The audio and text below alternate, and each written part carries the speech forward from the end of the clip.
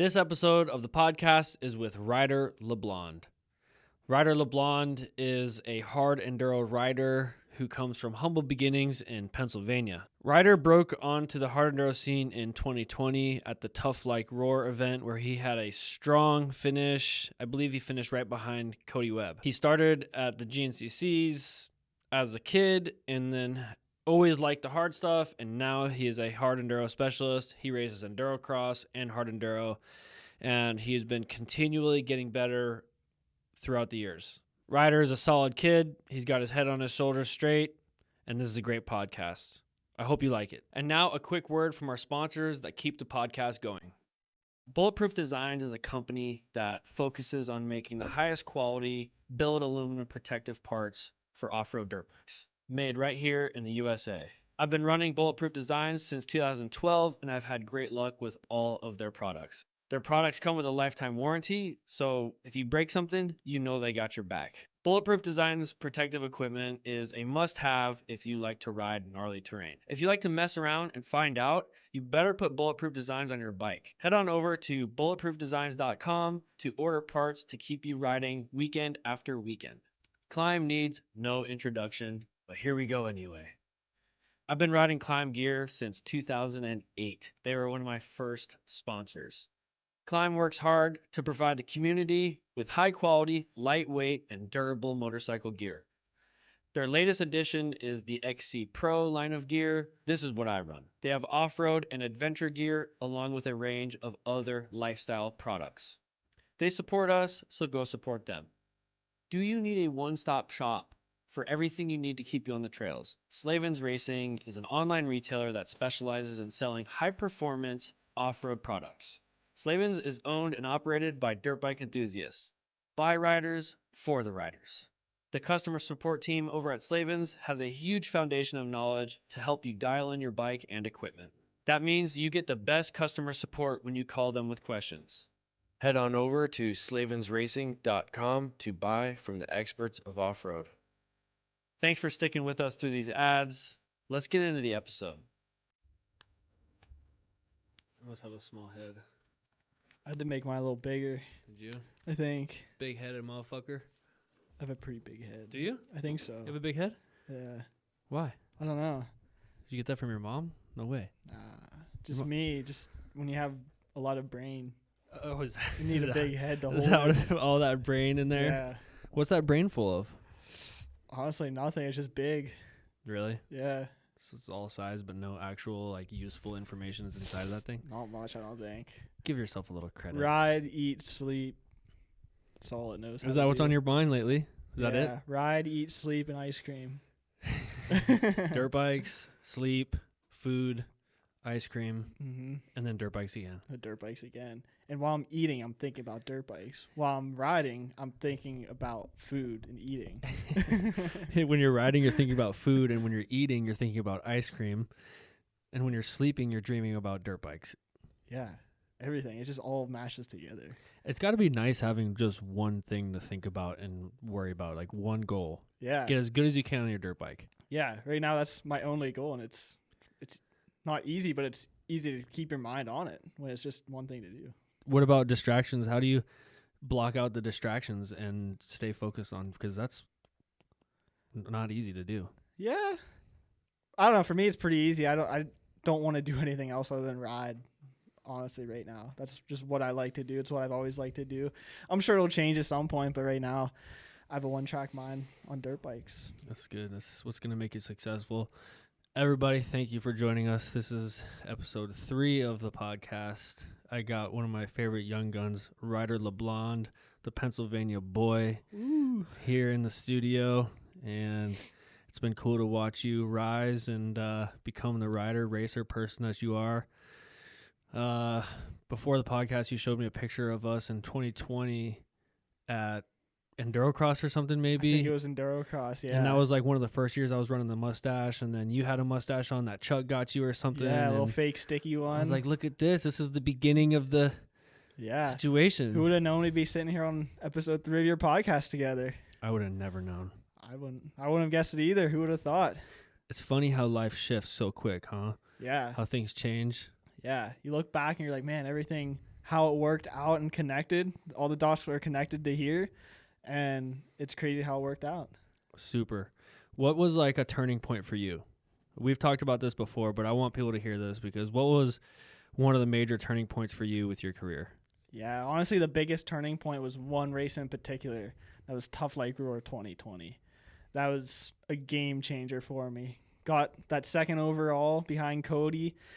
And yeah, it changed ever since then because that completely changed my shift, or it shifted me into doing hard enduro and endurocross. If I hadn't got that second, or shoot, if I didn't even show up to that race, I'd probably have kept doing the GNCCs. And I mean, in my mind, it's easy to think maybe that would have worked out, but I don't know if it would have gone as well as the hard enduro route has for me. So it's crazy how it works.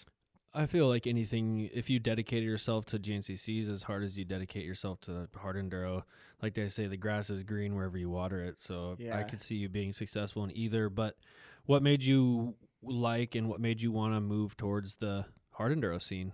Yeah, well, I always grew up riding the hard stuff. I didn't know it, and obviously it wasn't as extreme as we do now, but I just always, we lived in Pennsylvania, right beside big mountains, so we just go out, me and my dad, his buddies, and I just always rode that stuff, and I didn't know it at the time, but it was just breeding me to get good in the technical terrain. And shoot, maybe in 2018, I think it was, I did my first hard enduro, which was Tough Like Roar.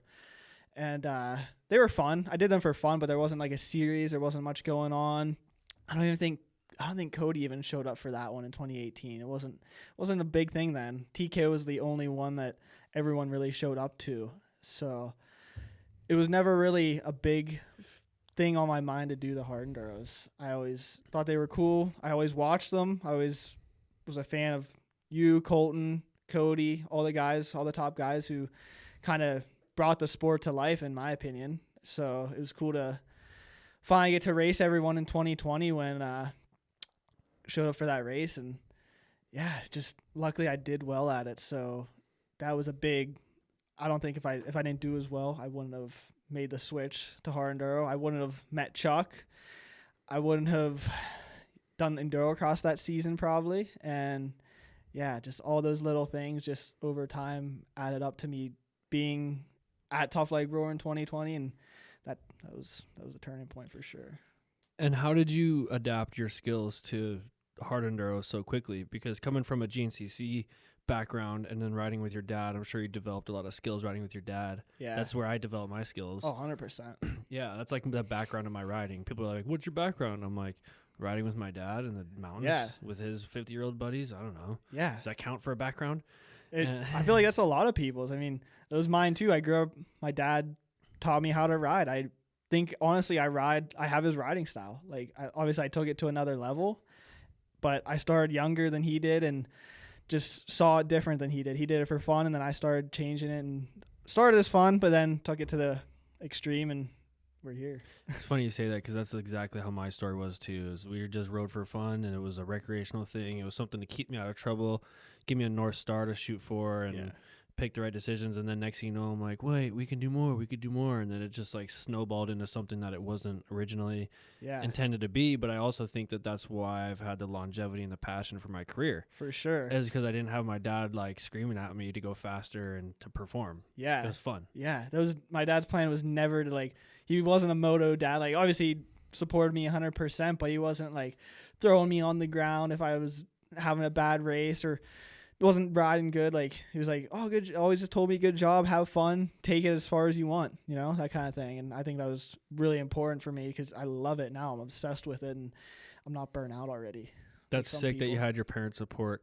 Sounds like you had your dad's support. What was it like from your mom, Lisa? Oh, she loved it. I mean, she didn't grow up around dirt bikes. She didn't even know dirt bikes were a thing probably until she met my dad. And even then, I don't know the full story. I don't know if like he really was into it. I know a couple years there, him and his buddies would go to the races, but I don't know if she went. I mean, I'm sure she went sometimes with them, but I don't think she was into it till I got into it. And now she's pretty much a moto mom. It's close as you can get without being full on crazy, I think. Yeah. Does she like watching you ride, or does she get nervous, or both?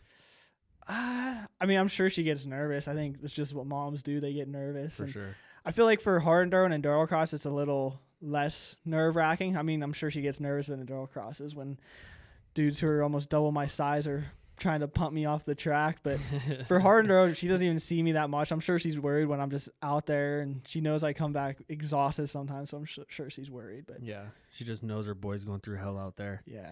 How did you, back to my original thought or my original question is, how did you get good enough at hard enduro to show up in 2020 at the Tough Like Roar race and just have a pretty outstanding performance? Because you have obviously have to have some trials, skill, and ability. I mean, how hard was it that year?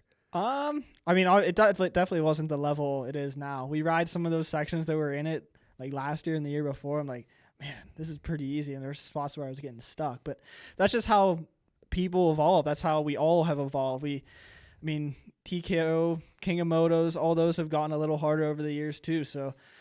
But yeah, like you were saying, I think the reason I showed up to that one was obviously it was just a little easier. I think if it was at the level it was now, you wouldn't see me doing it that well. Mm-hmm. It was faster. There were a lot of fast sections, and honestly, in the qualifier, that's what gave me confidence for Sunday. I think I got second in the qualifier and rode with Cody almost the whole time, the second qualifier, and I think time adjustment he beat me or something, but I rode with him the whole time, and that gave me a little boost of confidence because I didn't realize it was going to be a lot harder Sunday, because it definitely was harder, but man, that confidence carried through. And over time too, I had decent results or little flashes of greatness, you could call it, at some of the other hard enduros I've done. Like the year before in I think it was Ohio.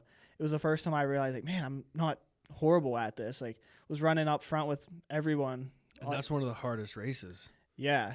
Yeah. It was like one of the qualifiers. I was up there battling with everyone. I was like, man, I'm okay at this. And then made some stupid mistakes because I didn't really know what I was doing out there, honestly. And fell back. But then those little things just like ran in my mind for a whole year till I did Roar the year after in 2020. Wow.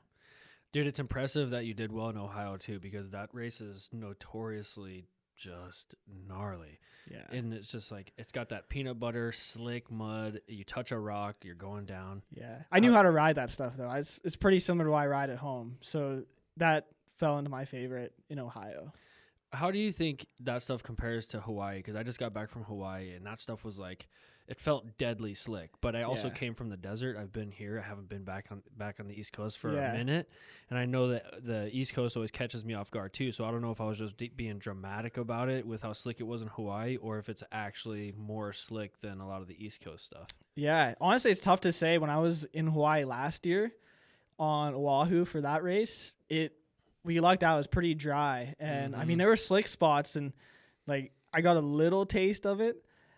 And I can't imagine how bad it would be if it was rainy and muddy like it was at the first round this year. Like the boys were slipping and sliding. I saw videos of Cody struggling, and Bro.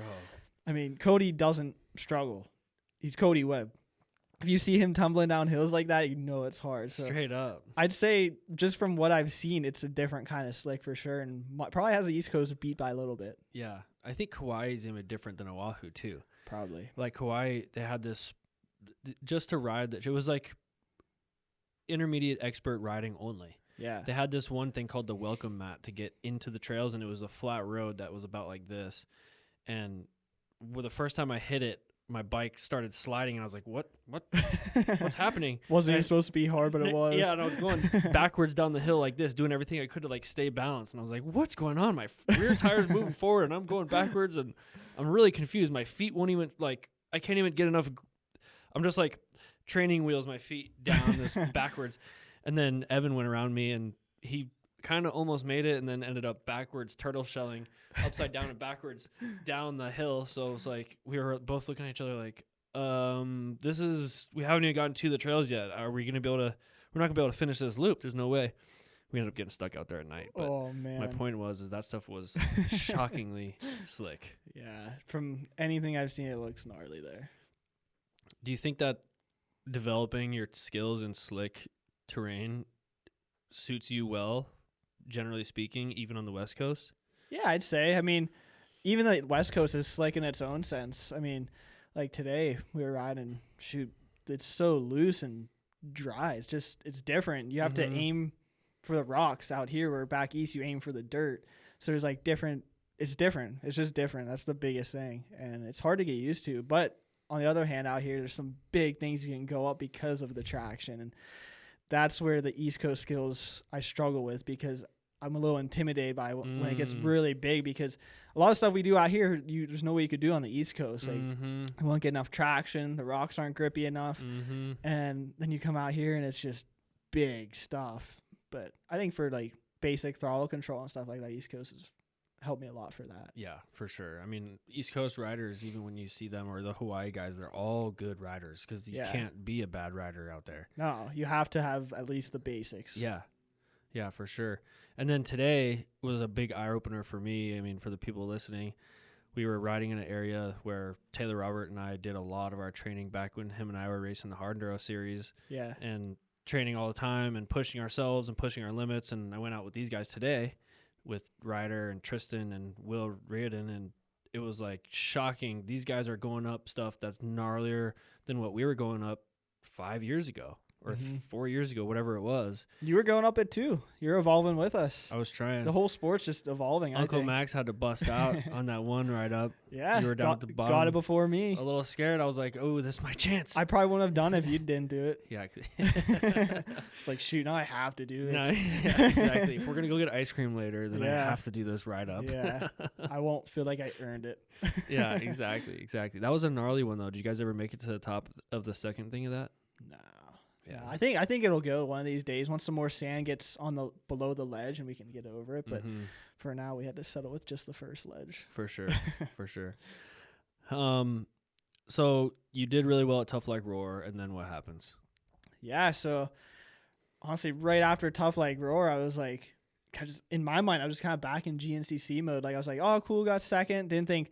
I mean, I was like pretty pumped on it, but I'm the kind of guy who, like, right after race, I focus on the next one, like getting ready for it. And I think the weekend after we had the John Penton GNCC. So got back on the 4-stroke and did that GNCC. And I think maybe that week after I started hearing from, like, honestly, I think that's when I started hearing from Chuck and started talking to KTM, and Shurka was reaching out. I was like, holy crap, I'm going from this kid who's like, I've never had barely any sponsors to help me to, like, there's a lot of people who want to help me now just because of that. So that was cool to see, like, a lot of hard work up until that point kind of starting to pay off. Like, that was the first race that really had a really good result against, like, top people. And if people started reaching out, it was cool. That's when we met Chuck, and yeah, we started that whole gig with Chuck. And yeah, I think first race was probably the first round of Endurocross with him that year. He helped me out with that. KTM gave me a nice factory bike for it.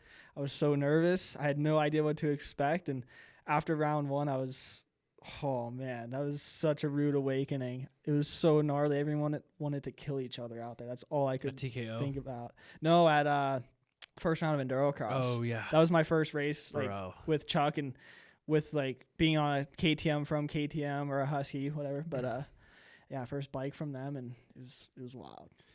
What was it like managing that transition from backwoods PA boy that likes to ride to doing well-ish at GNCCs to having an outstanding ride at a hard enduro and getting lots of attention, and then learning how to transition that into a career? What was that like for you? Yeah, honestly, thank God. I don't know. Like, I'm happy for it, and it was tough at first. It was weird. It was like, I don't think I even realized what was happening. I was just like, dang, this is cool. Like, honestly, in my head, not in like a cocky way, but I felt like I deserved it in a sense. But at the same time, I was just overwhelmed. Like, could not handle, like, finally got all the support, but then was just thrown out on an Endurocross track with, like, a week and a half total of riding one before the first round. And it was a lot, but I'm honestly happy it went that way, because if I didn't start somewhere, I might not have started at all. So yeah, and you still did pretty well that year, right? That was the year at Glen Helen? Yeah. Got a couple top 10s, and I think I got 10th for the season. So I'd say that's pretty good for first Endurocross. I mean, I feel like there's a lot more guys in it now. It's really good, dude. But yeah, for sure. I was pumped on it. It was cool. It's tough going out there when you're just innocent little Ryder Leblond Yeah. on a new bike and never really raced Endurocross before, and Yeah. now you're lining up with your heroes and everybody's big and everybody wants to kill each other. And Dude, it's I was so intense. scared. I remember we were at the KTM track, and the first day we pulled up, it was Chuck, his wife, me, and Danny, and they had these like bikes for us. KTM. I remember Robbie pulled my bike out of the KTM van, and I was just like, "What's going on right now?" I was like, "I don't deserve this. I'm just Endurocross. I've never even ridden on an Endurocross track. Pressure. What am I getting into?" And man, I remember that first couple of days. I think I had some like okay laps here and there. Like I think Cooper was there and Noah Keppel, so we had something to gauge off of, and I wasn't like too far off them, but like they were just doing stuff so good and consistently. So that was like the one thing I picked up on right away. I was like, man, I can do one good lap where I can get decently close to them, but I can't put together 6-7 laps in a row. And yeah, it was different for sure. It's pretty sick that you were able to adapt. I mean, think about how unique Endurocross is in the sense that you're you're going off jumps that have logs on the top of them and rocks and logs in front of rocks, and every technique and everything that you're riding in Endurocross is different than like even hard enduro. And especially when it comes to like jumping logs, I feel like that's so much different, or even a tire double, because you kind of got to lean back as you accelerate off the face. Yeah. That's where I see people, if you hit a log double or a tire double the same way you hit a double on a motocross track, it's not going to work for you. No, you got to hit them different. You're going to go over the bars. You have to hit them different. They kick you so much more. Yeah. So how did you learn that? Did you watch them? Did you video them and then try to duplicate it, or did you just know from riding? I think just from riding, I kind of knew. Like I picked up on that stuff pretty easy, the jumping, and honestly, just racing the track, I got onto pretty quick. But it was just once we actually got to the races and the intensity everyone brought, that was the thing I struggled with the most, because GNCC is gnarly, but it's a 3-hour race, so everyone kind of settles in a little bit. Where Endurocross, it was boom, 30-second boards down, and everyone has their brain shut off for the next 6 minutes. They don't care about anyone else on the track other than themselves. And I didn't either. I mean, actually, honestly, I think I did at first. I was like, oh no, I don't want to hit other people, because like I'd never been around aggressive racing. Like I'd never raced moto in my life. I always grew up racing hair scrambles where I just kind of a little bit smoother pace, chilled out. Like maybe at the end of a race you have a battle, but it's against one person, not 16 people going for it the first lap. It's a lot. It's a lot. It's a lot. I remember my first pro race, I think it was in Vegas, and Jeff Aaron actually ran me over. Like not my body, but my bike. And I was like, what?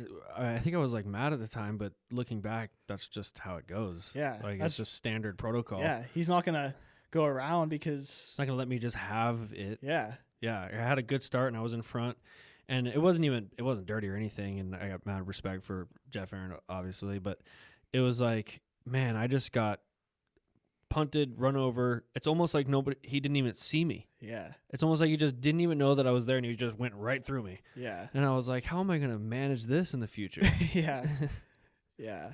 Pretty wild. I remember after the first round went back to the hotel, was talking to my mom. I was like, man, I don't know if this is for me. I don't know if I like this, because it was too much for me. Was it rough? After the first round? Yeah, it was awful in my mind. The first round I was like, man, I don't have any potential. Like I literally went from thinking I was going to be okay at this to what am I going to do? I'm out here and I think I got like 16th to one moto just because I couldn't comprehend what was going on out there. And I was like, this is bad. This is bad. I don't know what to do. Plus, when you're in 16th, you could be battling as hard as you've ever battled before for 15th. Yeah. And you're like, dude, I'm battling for 15th place. Yeah. I'm killing myself, and this guy's trying to kill me for 15th. Yeah. And it's almost unmotivating. Yeah, 100%. Yeah, I can see that. I mean, I feel the same way. I mean, at the first round of Endurocross in 2023 in Washington, I was on the first moto. I was going as fast as I could, as fast as humanly possible, and I was battling with Cody Webb for 7th place. I'm like, pretty crazy. What am I going to do with this? It's crazy how much, just since I started racing Endurocross, I feel like it's evolved a lot. I feel so too. Like there's a lot more guys.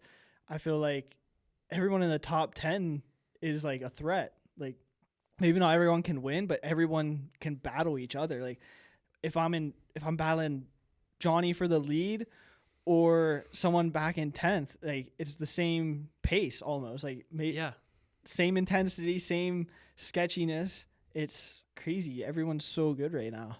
Everyone is so good. What do you think, just from a new person to the sport-ish? I mean, you're not a veteran. You're still, like, in the beginning part of your career, I would say. Yeah, for sure. What do you think is the reason for the sport evolving so fast, other than just competition, winning, other riders from Europe, all that? Oh, man. I don't know. I think that's a tough question because I haven't been in it that long. And honestly, I feel like everyone else has kind of been at the same level. I feel like I've been catching up. So it's tough to say if everyone else has, because it could just be me blinded by the fact that I've gotten a little better because I've got more experience. But I don't know. I think everyone just knows what to do now. Like, we're all kind of specialists in it. We all train for it, where I feel like in the past, I mean, I might be wrong, but it seemed like a lot of guys had other series or other things they were doing, and the hard enduros and Endurocross were kind of like their second kind of thing they would do. Like back when Taylor and Destry would do it, like they were works guys. Works and Endurocross. Yeah. So I think it's different now. We all 100% focus on Endurocross. We have the tracks dialed in before we even get on them. Like, we look at it and be like, oh, we're going to double, triple through the matrix. We're going to take this line through the rocks, but this is a good alternate. Already done. Yeah. Everybody already knows what's happening. We know what's... Where before it was like, man, what do you think about this? What do you think about that? I have no idea. Can you think you can wheelie this? Probably not. I don't know. Yeah. Plus, you know, you combine that with the fact that there's however many years of this going on, so there's so much video and content out there that you consume, and if you're anything like me, you're a visual learner, so you can just watch what people do and you can see them and then learn from that. I was talking to Taddy last season, and he's almost in a way kind of throwing his hands up too, like, dude, I'm better than I've ever been, it type of thing. And he's like, everybody else had just figured out what I was doing this whole time. Now I'm like, yeah, dude, that's what happens when you're the leader, when you're the best, is we all try to learn from you, and it takes us time. He just learned it so quick and was so naturally good at it. Like, it just fit his style, because he's a trials guy. He was he's very energetic and very high input, high output energetic. So just his natural being suited Endurocross really well. And then that's when you just had this superstar Endurocross racer. And then, man, that was cool to watch him back in the day. I remember even before I had any thought of doing Endurocross, I was still watching X Games back in the day and Endurocross highlights and just anything I could find on it. Watching him, watching Cody, Colton, everyone come up. It was cool to finally get to race everyone. It's fun. And be around, It was wild, because for a while it seemed like Taddy was unbeatable. Yeah. And then Cody started coming up, and I think the first time that he started beating him was in like 2012 on a beta 4-stroke or something, or maybe 2013. And then it seemed like once that seal was cracked, then once Cody knew you could do it, then he started, turning it on and getting better and better. And it's crazy. What are your goals? Where'd you end up last year, 2023, for Endurocross? I think 5th. I think I got 5th in points. That's pretty good. Yeah, it's getting better. Every year I've moved up. Went from 10th, 8th, 7th, 5th. All 4 years. You know what that means? You got to keep it going now. Keep it going. That's the plan, for sure. Definitely want to be more in that battle. I was pretty bummed. Not bummed. It was cool to be part of the 4-way battle coming into the last round. I mean, I was right on the outside, so I wasn't in the championship hunt, but it was cool to be battling with all those guys the whole year. But I was disappointed that they were like, oh, who's going to win? Who's going to win? I wasn't in that talk. I was a little jealous about it. So I want to be in that this year. So you got a little chip on your shoulder from people not talking about it? Yeah, I got a little sad. Everybody should know. Ryder's coming, trying to win. Yeah, no, I don't know. It'll be cool. Definitely have, definitely feel like gained more confidence from last season. It was good to have a good season where every race was consistent, had decent finishes. So for sure, that's a big part of Endurocross for sure. How do you transition from hard enduro to Endurocross? Because right now we're obviously at the beginning of the hard enduro season.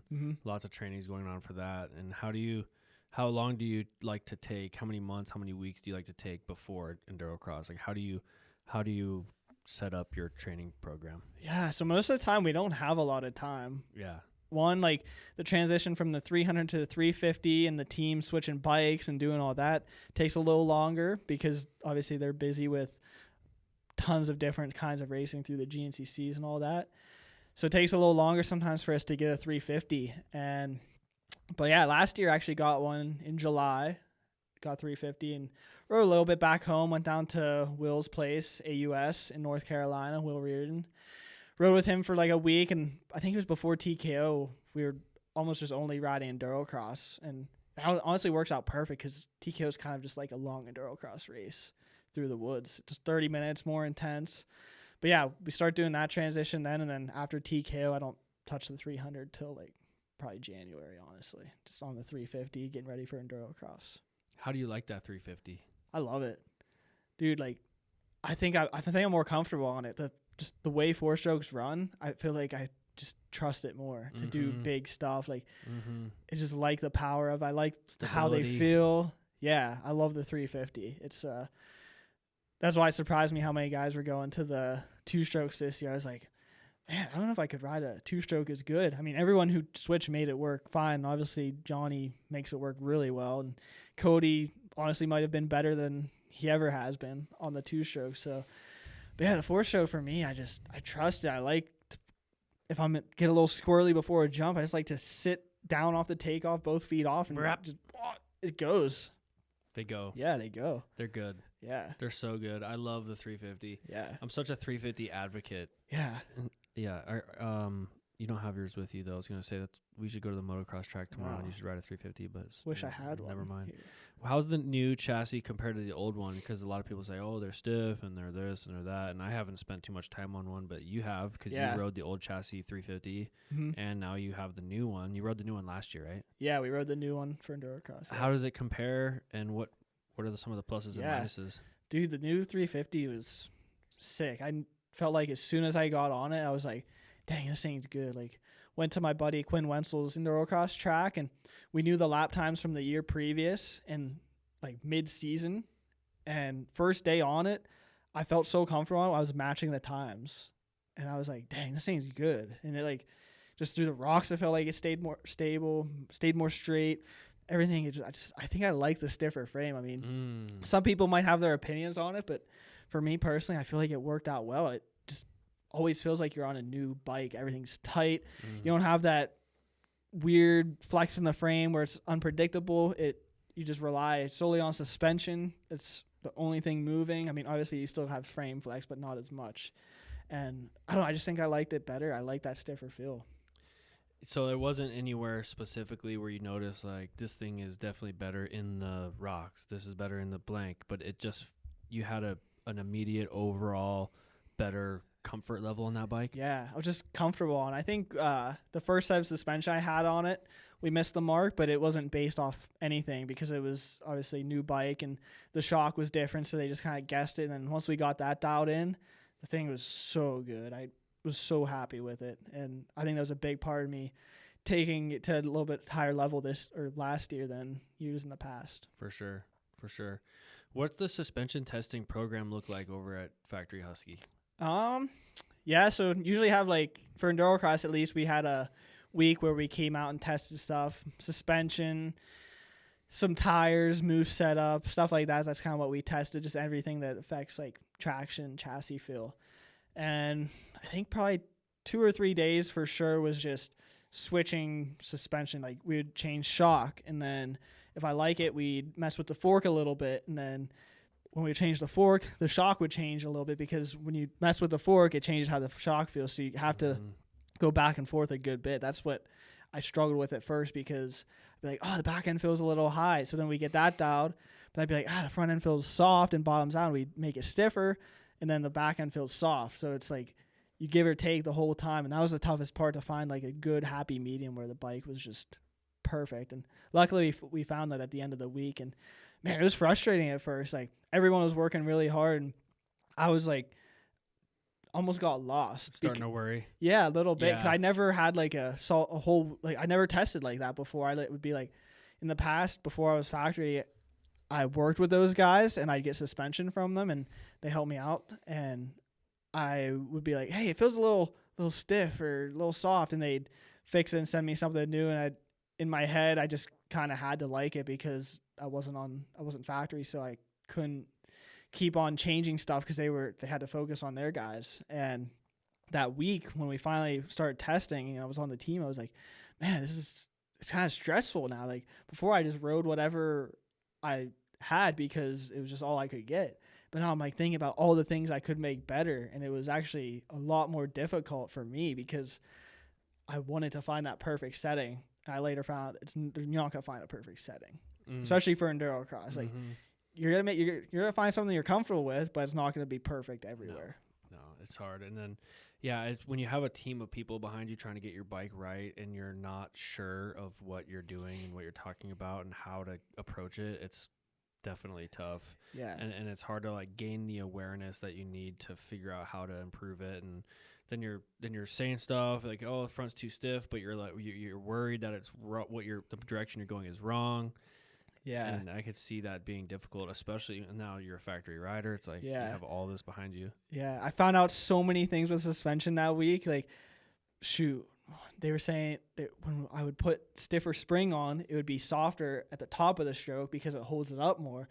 I never even thought about that in the past. So then I'm like, just my whole mind just shifted and I'm just like, oh man. And thank God, like Leon, he's been working with suspension forever. So he knows, I'm sure he's had so many rookies come on and just have no clue what's going on. And I thought I knew about suspension, but I didn't. I know what I can feel, but I didn't know what stuff does. I don't know how what changes made. It was tough, but it was good. I think that was a big part of me doing well too. So went on that new bike, got the new bike dialed even more, and then boom, it was just uphill from there.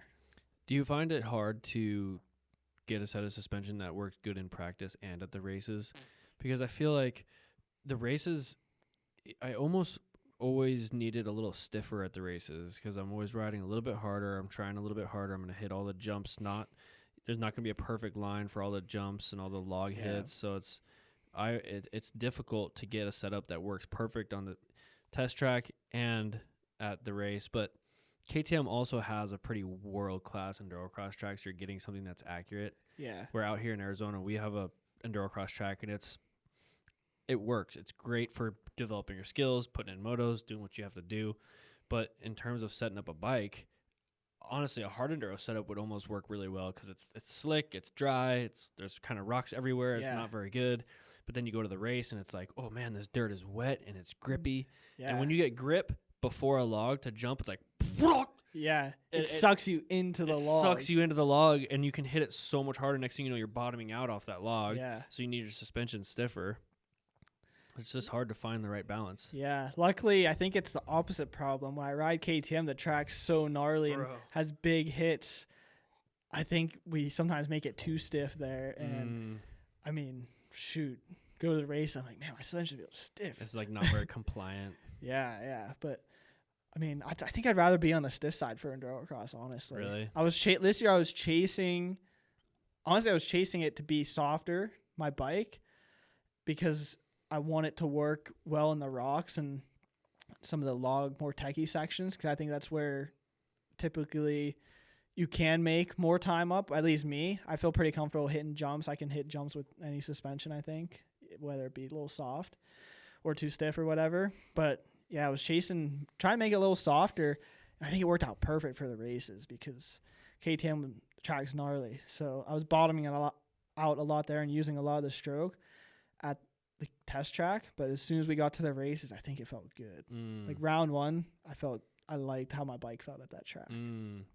Yeah, and that one had a fairly basic rock section too, if I remember correctly. Yeah, nothing too crazy. It was a little slick. I remember there were some weird edges, like going up and down right after the finish. There were some weird ones, and then the whole track was just a bunch of single logs. So overall, in my mind, it was a little more techie rather than jumpy. Yeah. And I think I hit my bike setup right on the nail on the head. That's sick. That's hard to do. Yeah. What are you thinking for Endurocross this year?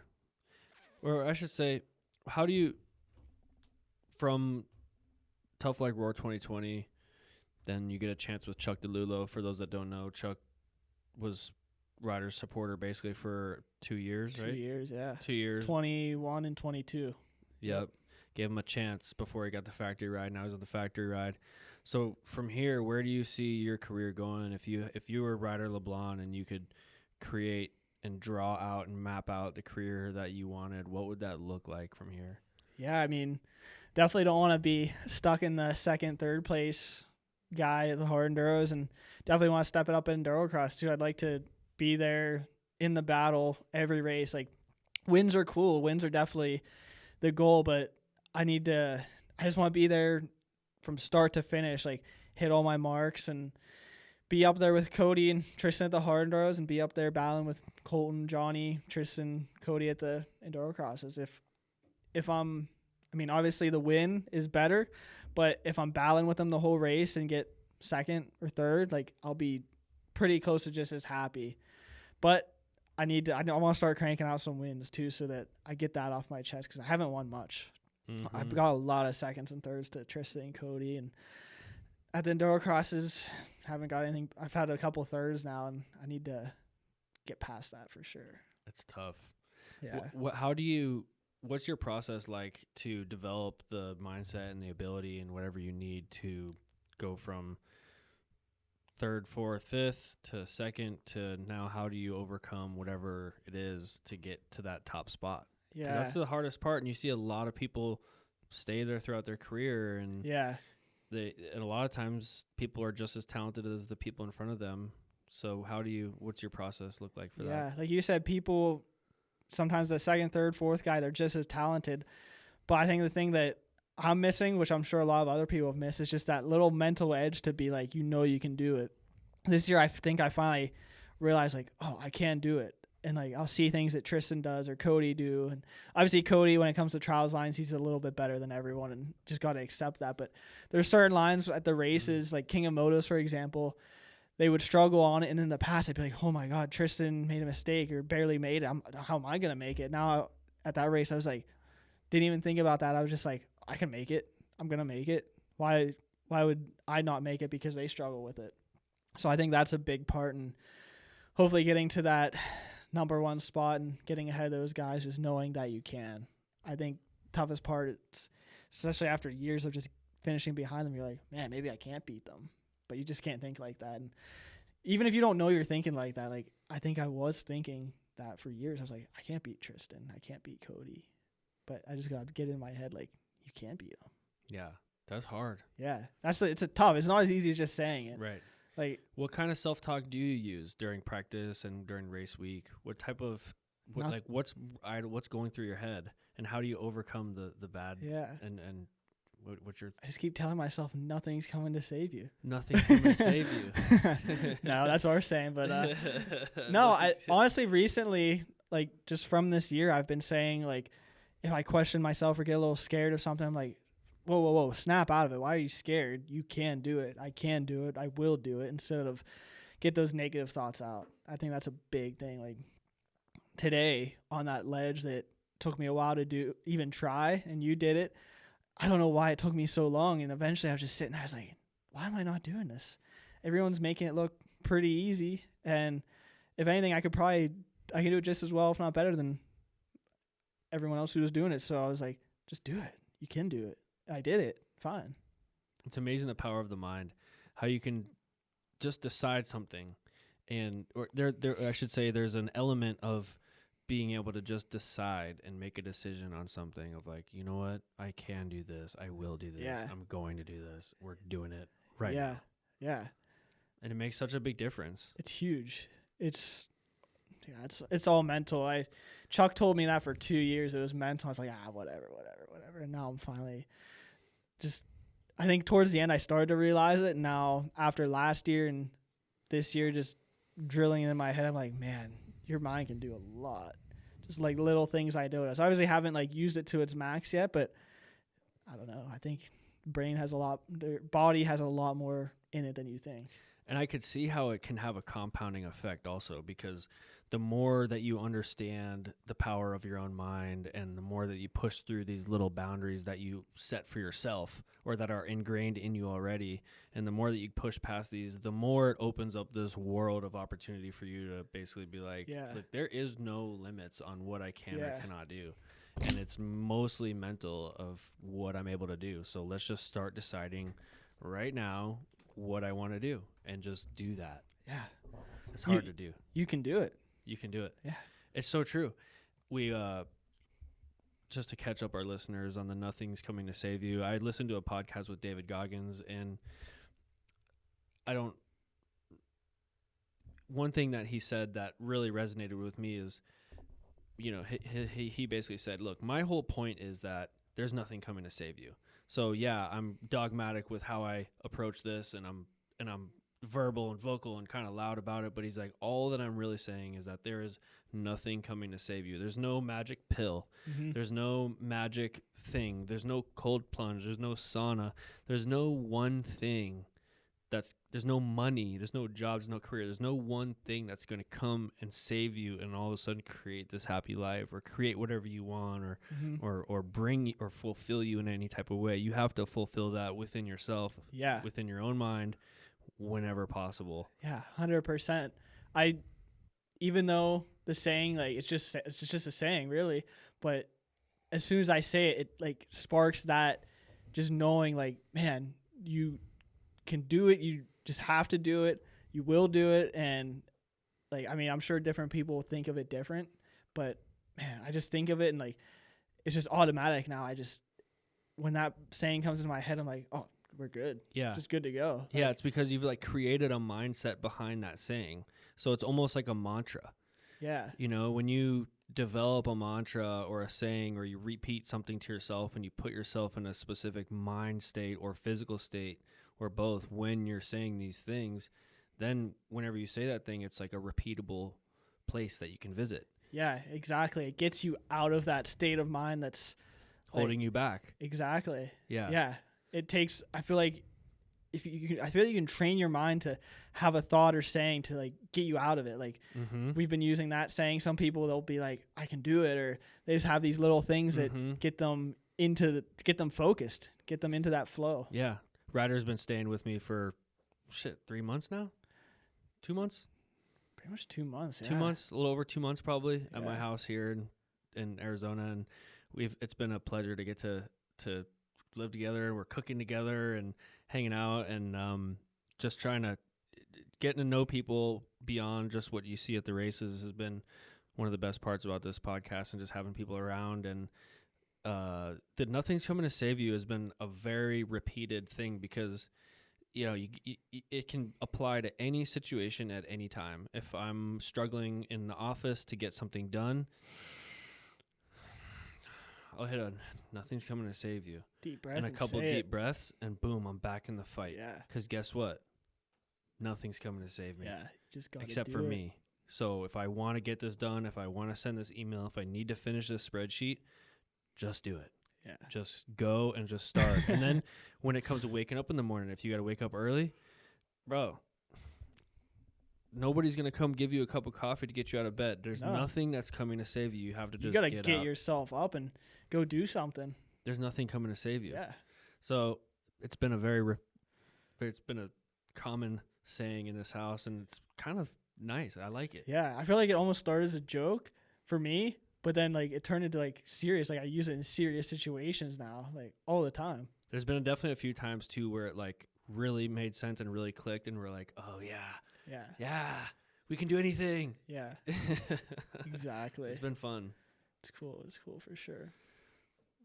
So, winning races, podiums. What about Paige? That's coming up. That's our next thing. How are you feeling for Grinding Stone? I'm excited for Grinding Stone for sure. I used to not like the West Coast races because it's so much different, but I feel just as home on the West Coast now, and yeah, I'm excited for it. I love going to the races. I like racing, so I'm looking forward to just being there, being around everyone. I'm looking forward to putting up my best effort too. That's what I'm focusing on, so it'll be cool. For sure. What do you think of that terrain with the transitions between the soft sand and the so much different? Yeah. It's everything's so exposed, gnarly, big hits, heights. I'm scared of heights. How do you manage that? Because everything there is like a gnarly, high, scary thing. Yeah, man. When we were up there a couple of times, just running some of the sections, and like the sections in the race during practice, like they're okay, but then we go and try some other things. Tristan will try some stuff, and I'm just like, oh my god, now I got to go up that. And like the technical ability, have like there's no doubt in my mind I can do it. Like a lot of the things that we were doing up there, I would do easy, but then the heights just get me, dude. I'm so scared of heights and falling. Like I'm not scared of like crashing, but just like taking like hitting something weird and going off a big cliff or something. Like Yeah, like I mean, it's not gonna happen, but for me, it's so hard to get that out of my brain. And luckily, at most of the races and even Page, there's a lot of times nothing like. I feel like there's definitely some high consequence lines, but it's to make it high consequence. We're far enough away, and we have enough ability to where I get over and don't even think about it. Mm-hmm. Especially once you get in that flow zone, like. When we're there for the race, I don't see the heights at all. I just hit the lines. The flow zone, is that when you're racing? Are you able to access the flow zone outside of racing, or is it something that you can only get to in racing? I see it a lot in like when I'm practicing during motos. Sometimes struggle at the races because especially like the 6-7 hour or not 7 hour but 5-6 hour hard enduros when we're out there, you can't really. I don't know. I feel like you don't get in that too much. It's like anything like Endurocross, you can get in it. For hair scrambles, I've got in it. For short motos, I get into it. But man, when it's like just a beat down like that, you almost don't get in that flow zone. You just get more comfortable throughout You're almost the race. like too reserved to access the full flow. Yeah, because like we're pushing as hard as we can, but that full all out's a little less than the flow. Maybe it's not. Maybe I'm just the only one who doesn't really like just get super in the flow at the hard rows. I feel like it's more of a you just get more comfortable and just hit all your marks more than anything. And do you get nervous before the races? I mean, everybody does. Oh, but dude, I get so nervous. do you? I think that's one of the things that holds me back, actually. Do you take a bunch of shits before the race starts? Nah, nothing too crazy like that. But like I've puked before a lot of races, like just from nerves. Just from nerves, dude. Endurocross is bad. Like sometimes, like I think from the fumes too, my stomach gets upset, so then I get nervous. Dude. And sometimes I have to like let a little out, like in between motos, and then I feel fine. Which at the Endurocross is fine. Like there's 6 minutes, but hard rows, if you don't have any fuel in you, it's tough to go. And for like 2 years there, I was a wreck before every race, and it's gotten better, but it's still like my nerves are bad, and like I figured it out, and I've talked to people and gotten a little bit of help with it, but man, it's tough. Like I don't know why. Like I don't feel like there's a lot of pressure on me. I don't put a lot of pressure on myself. Like I want to do well, but man, it's just. In what way do you get help for that? How do you approach that? Just talking to people, like people who have dealt with it. I listen to podcasts about it. I haven't like actually seen anyone like a specialist about it or anything, because I don't think I'm like too bad about it. I can still get food down, and like I'm not like freaked out to where it ruins my race. Yeah. But and I feel like there's a certain element of being aware of it and learning a few ways that you can manage it, but not going all the way down the rabbit hole and identifying like, I get nervous before races. What do? I need to go see a therapist. Next thing you know, I could see a world where you're going to a therapist, you're trying to figure out why you're getting nervous before the races, and then you're nervous about getting nervous for the races. And yeah, like, you don't want to overthink it. Yeah. You don't want to overthink No. it. Like in the past, like I overthought it way too much. Like people around me would tell me like, you gotta figure that out. You gotta figure out like, and then it just progressively got worse. And then finally I was like, enough of this. Like I shouldn't feel like this. Like I should be nervous. Nerves are a good thing to an extent for sure. Like if you're not nervous before a race, your body's not ready to go. It's so true. But I've learned like over the last couple of months for sure, like the nerves are a good thing. It's kind of what gets you going. Like if I'm happy that I feel the pressure. Like it's almost like you need that to access your full potential. Yeah, being nervous and feeling pressure, it's a privilege, honestly. Like if you look at it that way, like I'm fortunate to feel this way. Yeah, like if I was like just riding out there for fun and people didn't expect me to win and I didn't expect myself to win, I wouldn't have any pressure. I wouldn't be nervous. I wouldn't have anxiety about it. The only reason I have anxiety is because I want to do well and I earn that in a sense. Passionate about it.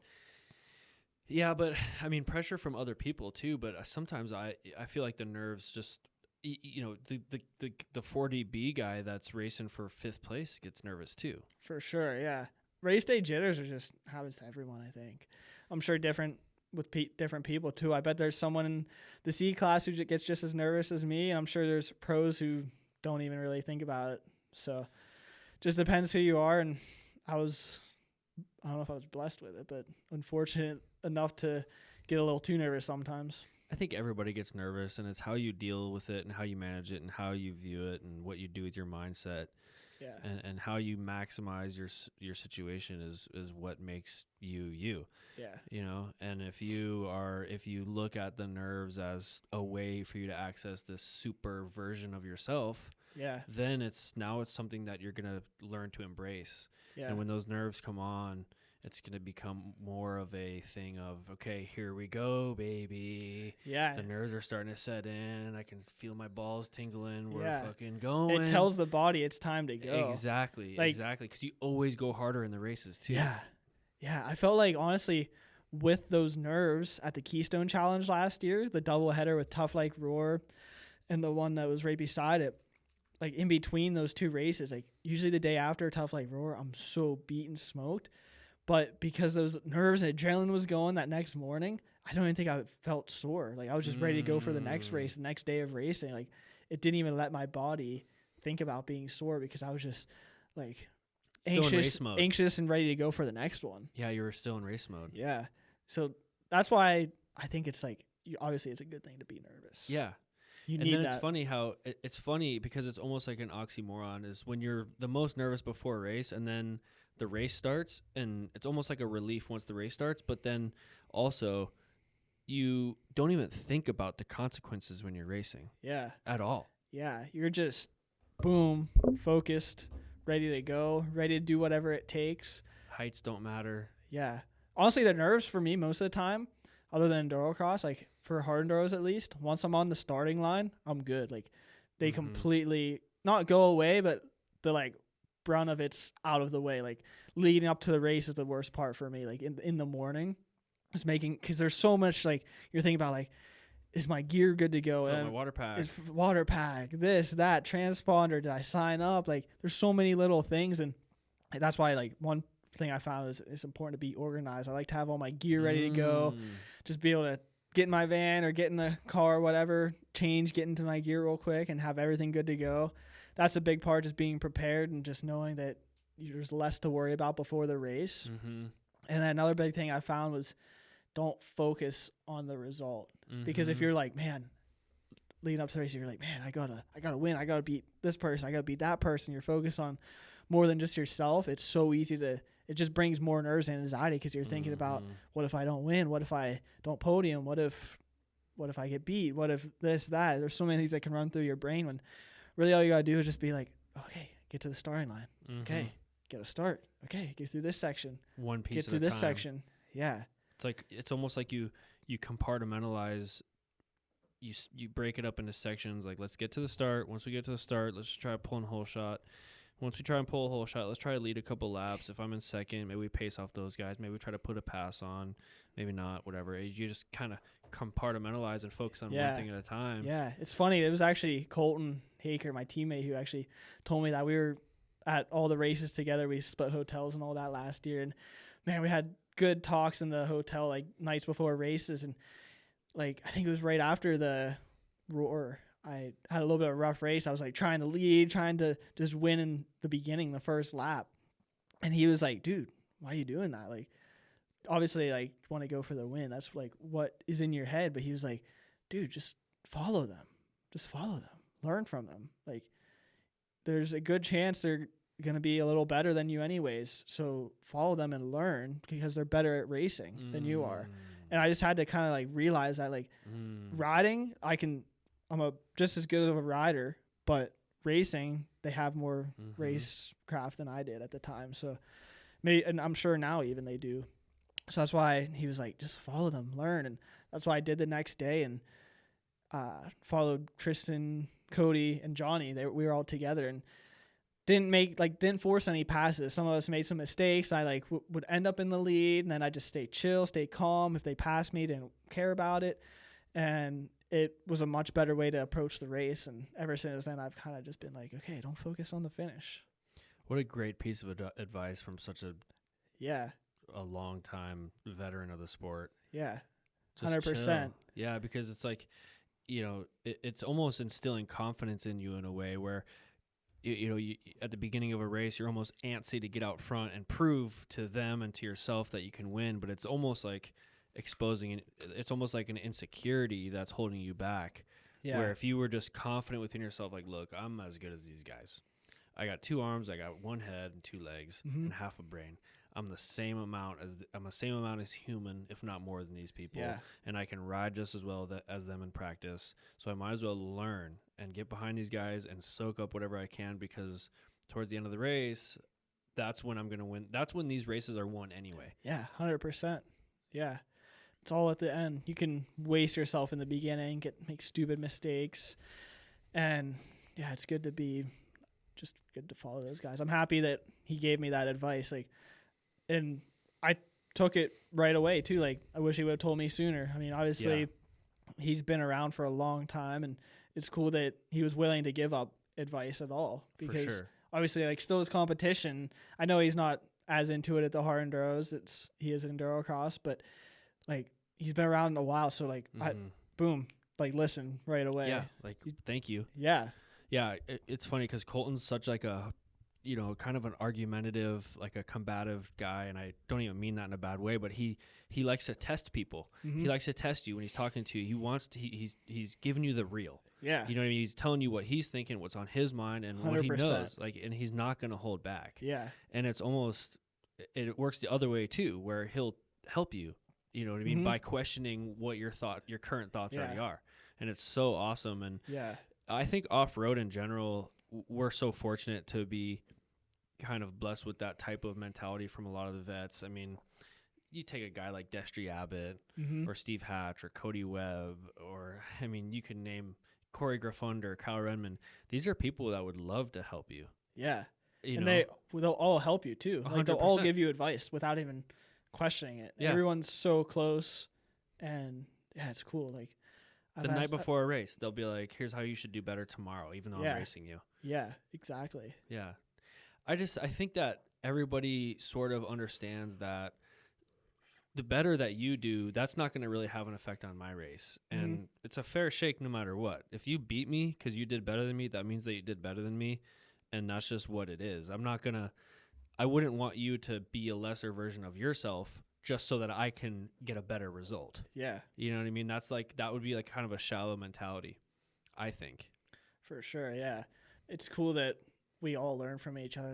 Man, just the last couple of weeks riding with Tristan out here, he's really good practicing. Noticeably better than me in a lot of things. And I try things over and over, and then I finally get it, and I'm like, man, it's sucks that he would get it sooner, do a little better than me. But by the end of the day, after trying stuff, I would get it. I'd be like, man, thank God, he allows me to ride with him and open up, even giving me advice sometimes and saying oh, do this, take this line, or little things like Crazy. that. He doesn't have to do that. No. He could literally just say screw off to me. But yeah, or in the Ricky Carmichael days, you'd be hiding your training program from your competition. Yeah, you don't want these guys to know what you're doing. Yeah. You know what I mean? Especially if it's something that works.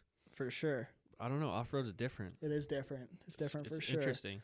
I don't know if it's a good thing or bad thing. Sometimes I get caught up and I'm like, man, should we be riding and training this much together? And I know it's fun. It's cool. I really enjoy riding with Tristan, Will, and anyone else who can do things just as good as me or better at times, because it makes me push. And I like that. I like that challenge.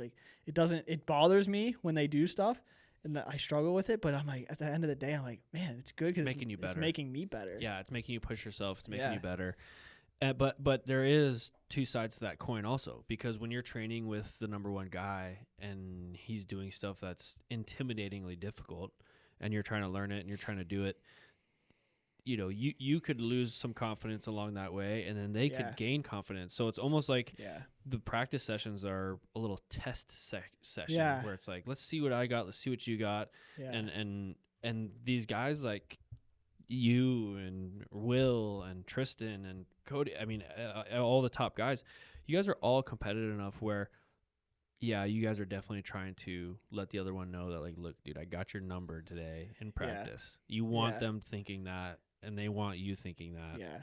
That's a tough part for me. I feel like in practice days for hard enduro, and Endurocross is different. I feel like I'm a better practicer, but for hard enduro, I get a little weird sometimes on practice days. Like, and at first it used to bother me bad, but now I'm like, man, like I can do it, and I just do things now. I don't think about it as much, but and then if I don't do something, I don't let it bother me. I'm like, I'm still gonna show up at the race and go for whatever, the win, ride really good. I don't let it affect me anymore. I used to get so caught up when I'd practice with Tristan because he does stuff so good, especially on practice days. It's tough practicing with guys sometimes. I mean, yeah, even to the point where sometimes if I'm riding with people that are not as good as me, it's almost like that boost in confidence that I get makes it easier for me to do really gnarly shit. Yeah. And then when I ride with you guys, it's like I know that you guys are doing like the gnarliest stuff and it's really hard, and I'm questioning my skills now. I'm like, oh, I don't even know if I want to do this, when if I was by myself or with a client or something, like I maybe wouldn't even think about it. Yeah. So it's almost harder to ride to your potential when you have guys that are as good, better than you. For sure. I see that all the time, and before a lot of races, I come into them thinking like, man, what am I doing wrong? Because I'll ride with guys who like I usually beat at the races, and they'll smoke me in practice. In motos, they'll do lines. I'm like, man, maybe they're getting better. They're getting better. And then at the races, I don't know if it's other people turn things off or I turn things up, but I feel like I can always just be there at the race no matter what. When it comes to obstacles when you're out practicing, I feel like one of the main ways that hard enduro riders like to practice is they go out to the desert, the woods, the mountains, whatever, and a lot of times they'll find one gnarly hill climb, one gnarly obstacle, and they'll session it until they get it, and then they'll try it some more. Is there a process that you go through mentally and physically to try to accomplish your goals? Do you use visualization techniques at the bottom? Do you use any breathing techniques? Do you tell yourself that nothing's coming to save you? How do you do that? Because at the end of the day, if you're not making a hill, that can get inside of you and infuriate you and make it so that you're not going to make it unless you overcome those mental hurdles and make it happen. Yeah. So there's definitely a lot of times where I could name plenty of times I haven't tried lines that other people do. And it, as much as you say it doesn't, it'll eat you up sometimes. Like you'll lose sleep thinking, man, I didn't do that line. Bro, I got eaten up a little bit today. I'm not going to lie. Yeah. Yeah, for sure. Like it can happen so easily, but honestly, like before a lot of those lines, you just got to tell yourself like you can do it. Your skill can do it. Why wouldn't I? Why can I not do it? Like just, I don't know, just do it. Have you tried sitting at the bottom? Let's just use that hill today, for example. Have you tried sitting at the bottom and like focusing on taking deep breaths and looking at it and maybe even closing your eyes and just thinking about what it would feel like? I definitely visualized it today. Do you ever think about that and visualize it? Yeah, I definitely visualize like, okay, hit this, land here, and then boom, get on it. Like when you replay it in your head a couple of times, it gives you that extra boost of confidence. And then maybe one more run up to like look at it just to like double check that the plan in your head works. And then that's when it like today, that's when it clicked for me. I was like, wait, I can do it. I'll hit it a little different, because I thought that on that one today where we were splattering, I was like, man, I should probably just wheelie it, because it's like there's so much dirt up to it now. Yeah. And in my head, I visualized doing that, and I went up to it. I was like, it doesn't look that bad, and I just did it out of nowhere. Like everyone else did it so early, and I probably sat there for a while. I was surprised you didn't do it. I know. After I did, I was like, and I came back, and you were sitting down there like a sad puppy. I know. I don't know what I was doing. You were just scared of heights, huh? I got a little scared of heights. Plus, like you said before, that's something like that in PA you wouldn't even be able to consider it. Yeah. So you take, I'm a little scared of heights, and this is something. I'm not gonna use any excuses. It was just a gnarly line. It was gnarly. And sometimes in my mind, I'm like, do I really need to do it? Like, there's even like if there's something like that in a race, I'm just gonna do it. No question. Think about Let's it. go. So then, like in practice days, sometimes I'm like, you know what? If I'm like a little hesitant on something, in the past I used to send stuff way more. I feel like I'm only 22. I'm not like old yet, but I feel like I'm way more cautious now. Interesting. In like a good way, not in like a bad way, but I still have it where I just have more confidence in me now, where I'm like, I know I can do it. And you almost have to go through that phase of learning how to go for shit and find your limit and your line of what you want to go for and what you want to say, today's not the day for this. You know, that's experience speaking. That's what that is. And when you're young, you have so much more to learn also. Mhm. And when you're going up a tight, difficult obstacle like that, where there's so much going on in a short period of time, it takes time to develop that confidence and the skills and the reaction times to yep, and stick with it. Yeah. And takes a lot of times, it takes a lot of crashing and a lot of coming back down stuff. When you're at the beginning phase of your career, you're trying to learn, you're trying to prove to yourself that you can do it.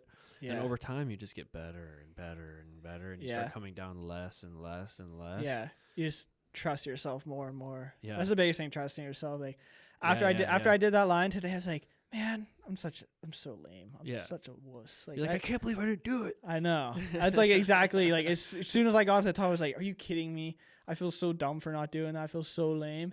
And then after that, I was like, honestly, like it sucked before. I was happy that I didn't do it, but then ended up doing it. Because in the past, like I obviously have had situations where I just wouldn't do it.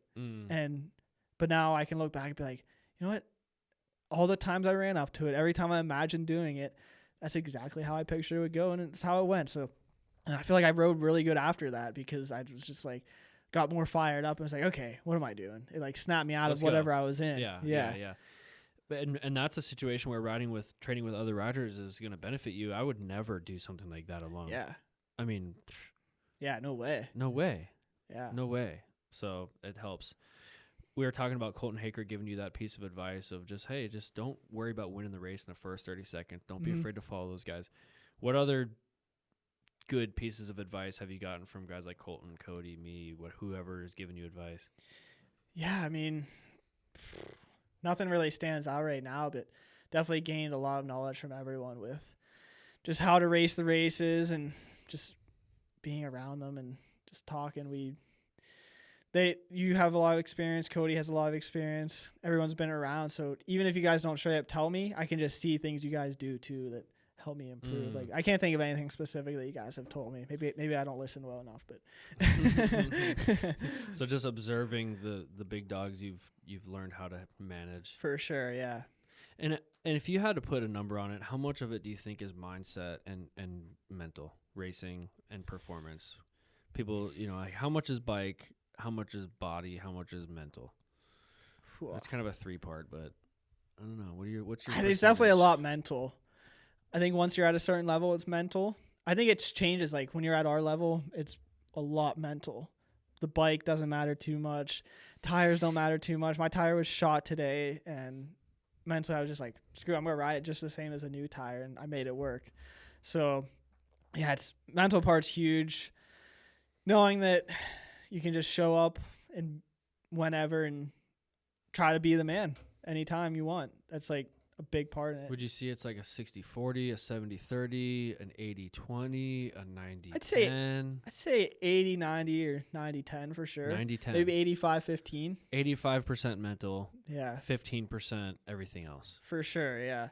Like I feel like a big part of it too that people miss out on is like the people you have around you too, the support crew, the team, like people who just have positive feedback to you. If you don't want anyone else like bring you down with you, whether it's they straight up tell you things that bring you down, or they just you just get caught up in doing stuff with them that brings you down, and they don't want the best for you because they don't want the best for themselves either. So right. It's a big part mental, but it's a lot. I feel like it's a big part like with people and just everyone around you. And I mean, obviously bike setup's important too. If you don't have the right setup, you're gonna miss the mark a little bit. But if you're not there mentally, you're not gonna figure it out. Yeah, and I feel like there's a lot of cross mental, physical. I mean, it's very connected because you need the mental mind is what's going to design your training program and put yourself and keep your mind and your body steady to like put yourself through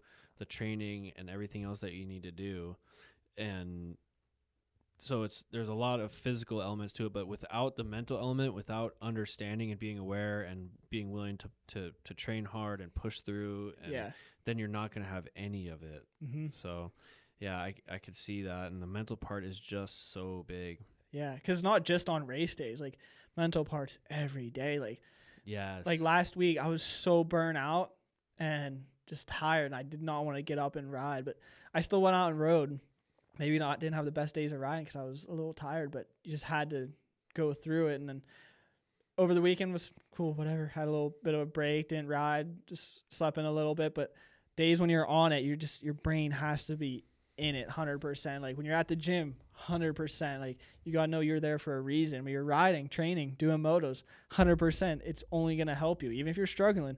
Push past that, because in a race you're gonna struggle at some point and have a little mental block because you crashed or you made a little mistake. Yeah, or even if you're 100% that day is only 69%. Yeah. Give it 100% of that 69%. Yeah, exactly. And sometimes if you start that day at 70%, 69%, boom, if you just focus through, by the end of the day, you can turn that into 80% or 90%. Get your momentum going again. Yeah. Focus on one goal. All right, well, if I'm not feeling very good, what's a way that I can scale my program for me to be successful? How can I go do something? I can learn something. I can walk away with something. And by the time you chase that something down, you're like, okay, I'm feeling better. Yeah. And then you kind of build on that. 100%. Just build. Building's a big How thing. do you know the right time to call it, to cool it down? Because I see it's a common theme in this sport is overtraining, and everybody wants to outwork the next guy, and that's a big part of it. I'm just going to outwork that guy. I'm going to outwork everybody else. Well, there's an element to that is important, and I think you have to work hard. But if all you do is outwork the next guy, all you're going to be is more tired than the next guy at the first race. Yeah.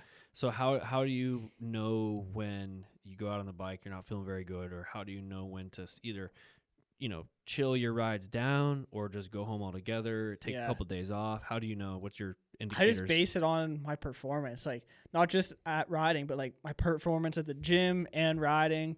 Sometimes like after a long week, like you can just tell. And it's tough because like you don't want to feel weak by like saying like, oh man, I'm really tired, burn out. But deep down, you just gotta realize like, man, my body's getting burnt out. I can't push to the max. I can't build anymore. So you kind of gotta.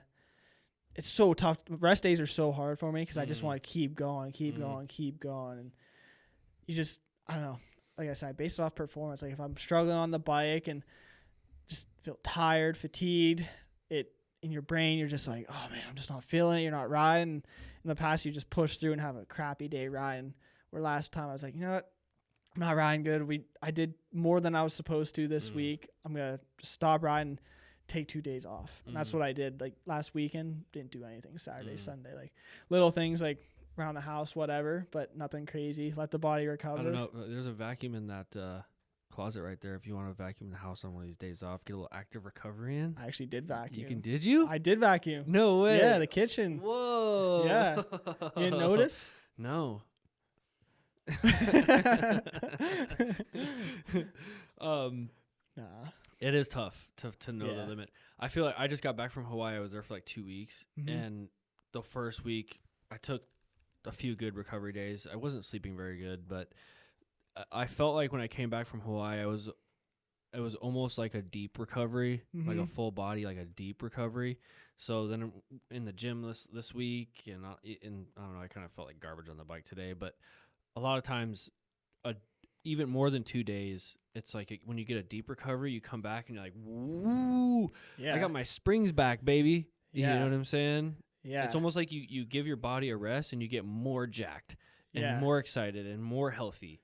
So I always felt like I did the best at my races when I took the most amount of time I took off before races was when I performed my best. For sure. I feel like it's so good to be recovered. Honestly, for me, going to the races, I like to ramp up a little bit. That's kind of what Jared, the trainer, has me do. Like, if I rest Thursday, Friday, my body will be like sleeping Saturday. So I almost have to kind of like take Monday, Tuesday off, and then Wednesday, Thursday, like nothing crazy, not like doing like hour motos and stuff. Yeah, little things like that. Just make sure you keep the body moving. Track walk's good for me, and then just trying to get on the bike a little bit, like Thursday or something. Yeah, is good for me. Yeah, like a good deep recovery, and then kind of keep the body revved up. Yeah, rev it up into the race. Keep it idling, pretty much. Keep things bing, bing, bing, bing, bing, bing, bing. Because we're gonna go, and if you come in cold and you go straight into a race, your your body's going to actually panic. Yeah. I've done that a few times, like coming off an injury or something. And like the first time I rode was at the race. Yeah. And I'm almost racing. too recovered. Yeah. Well, yeah, exactly. And my body's like, my heart's beating, I'm breathing, and like everything's kind of going, bro, whoa, what is going on here? And it's like, sorry, it's dude. a shock to the system. I realize, but we're just going to have to make this work. Yeah. I think my body usually recovers quick, so I can't take too many days off before the race and kind of just got to get into it. And at first I was struggling with that because like, man, I'm like rested, feel good, but then you almost feel more tired because your body's like coming into its sleep and it's a shock. It doesn't know what to do. It's like when you stop training hard and then you can't sleep or something. Yeah. You know what I mean? It's like your body's going into chill mode. Yeah. You can put your body in whatever mode, sport mode, chill 100%, mode, yeah. vacation mode. Yeah. Whatever mode you want. Yeah. Nothing's going to save you mode all Yeah. the time. That's the best mode. Yeah. For sure. It's crazy what the body is. The body's crazy. The mind, the body, everything. It's nuts. Combined.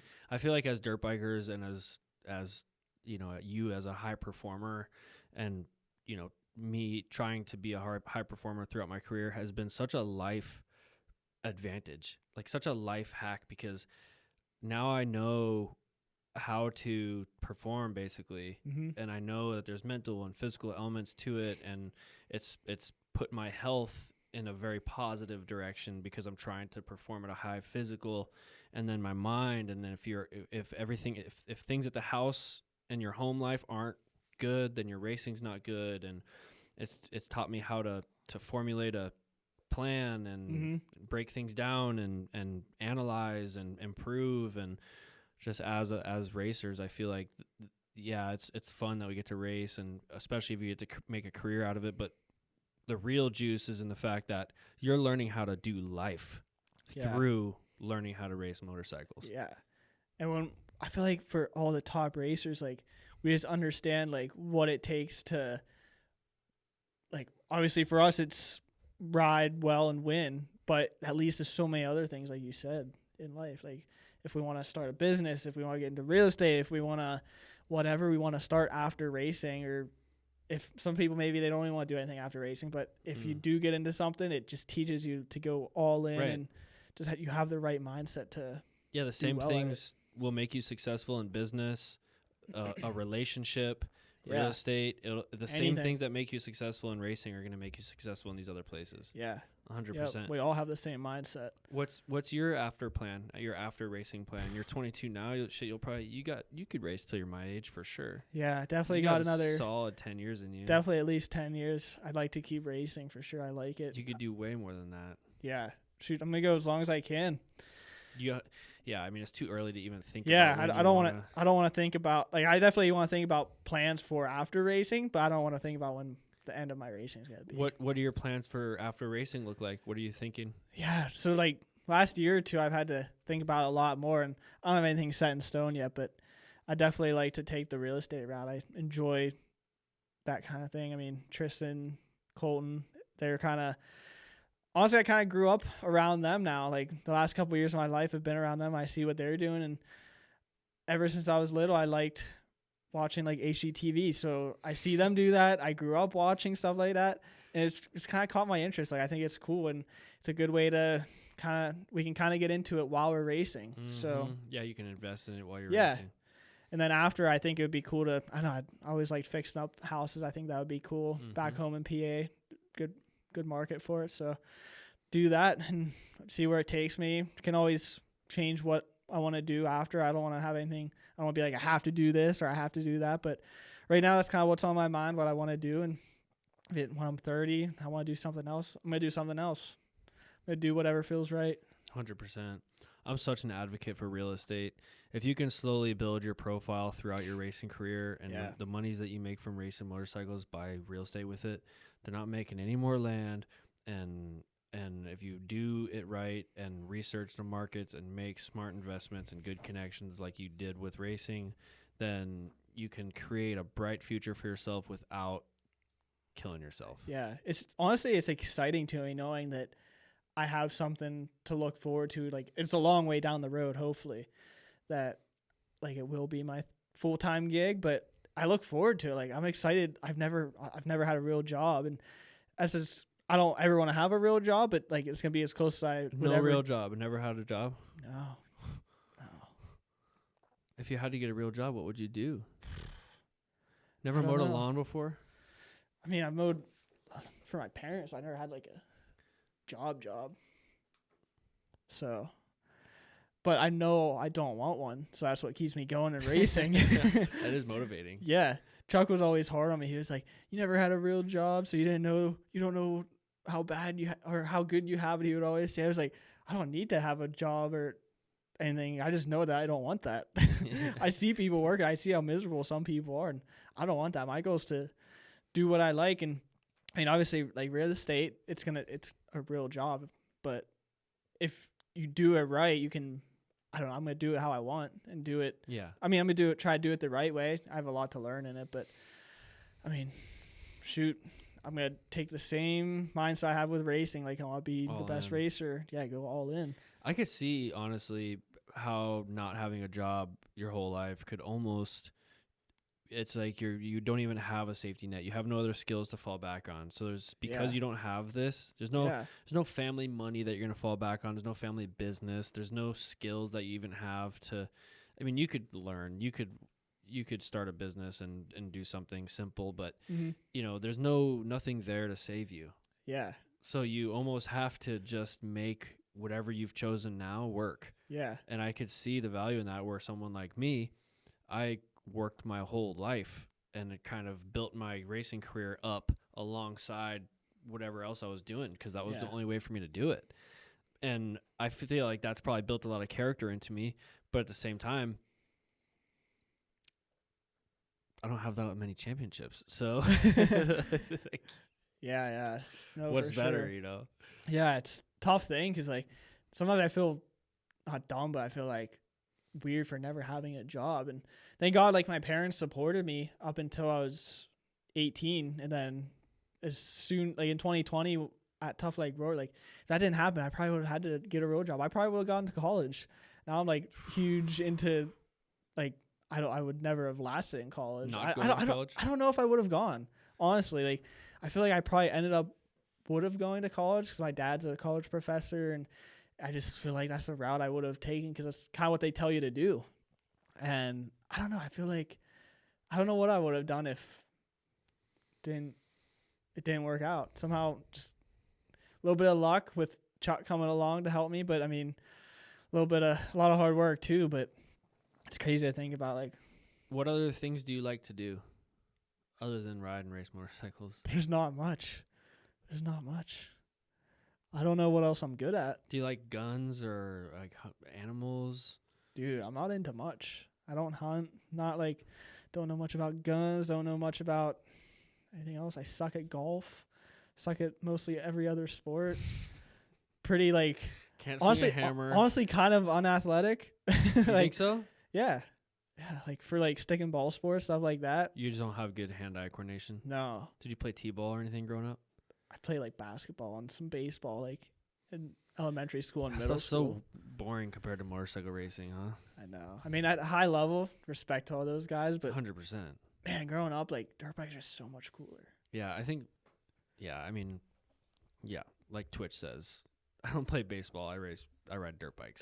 Yeah. You know, Yeah. I mean, and I tried it all. It was fun. It was cool. But you got this team, and then you got these coaches, and then people are playing you, and then not playing you, and you're like, bro, just give me a chance. I need to play. If you Yeah. play me, I'll get good. Yeah. Just let me play. And I'm Yeah. like, I don't want to be sitting on the sidelines, dude. No. I want to be live action. Dude, I was always on the bench or Yeah. in the dugout or whatever. I was just like, I wasn't good enough to be out there, so I didn't care. You don't think? I think I was just there for the social aspect of it, which I think is what most kids Exactly. do sports for, which is cool. Right.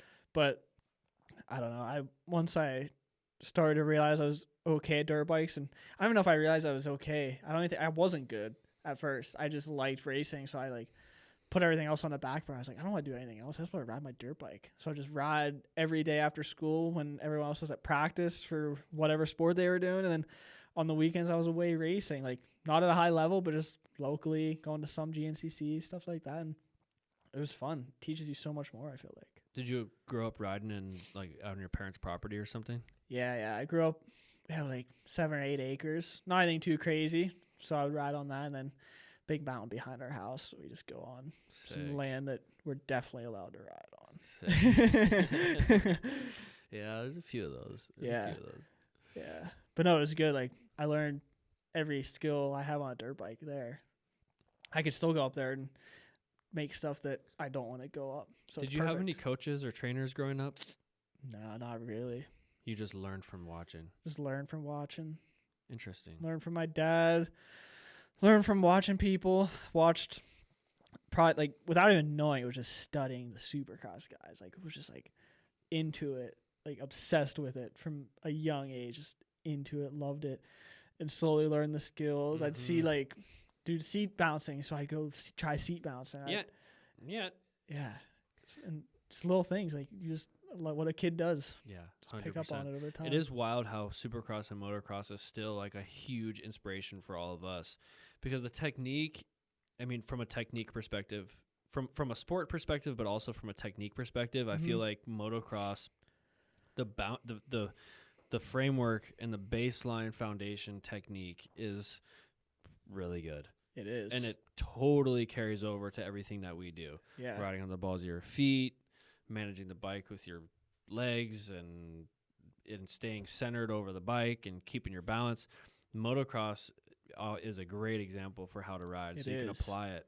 So yeah, it's encouraging to watch those guys. Yeah, because they're just so refined and so tight and so precise. Yeah, I have so many memories watching moto on TV and then showing up at GNCC, seeing like I grew up in the time Caleb Russell was dominating, so learn from him, learn things he was doing, learn like how to charge like him, because he's gnarly, dude. He would charge harder than anyone out there and had grit. So it was like, I want to be like him. You just know that from a young kid. You see the top guy, and like at first you don't realize like that they are different, that mentally they're just way stronger than everyone else. Like Caleb, he was so much better than everyone for 8 years in a row.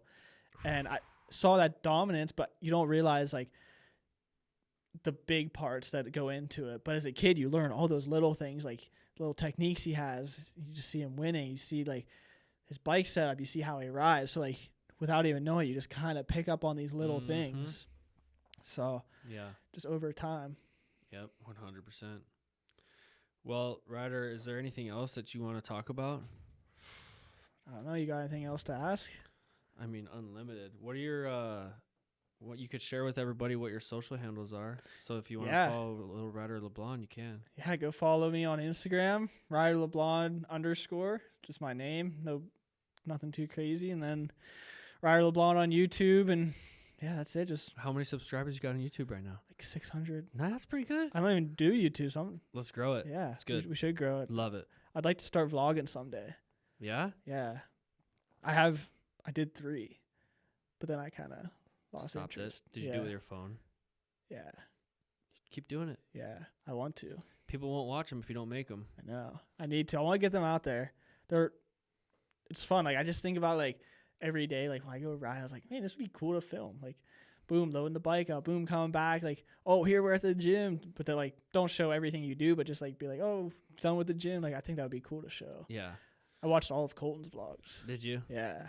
I bring it up to him all the time. I think the vlogging thing is cool, but I don't know.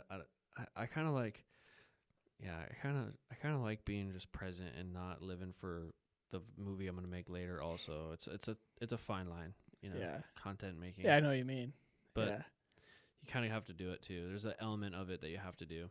Yeah, I'll do the Instagram thing. Instagram's fun because it's like short clips. It's kind of easy. It's easy, dude. When you ride. Instagram's so easy. It's so easy, and people are seeing what they want to see. They want to see you ride. Yeah, I don't even have to do anything. I just like do a cool line that I would anyways, but get it on film. Yeah. And then boom, post it. Exactly. Hard Enduro is like a cheat code for Instagram too. Like 2-stroke, doing something gnarly, revving the bike, crashes. Yeah, that's all you need for Instagram. Straight up. To do well.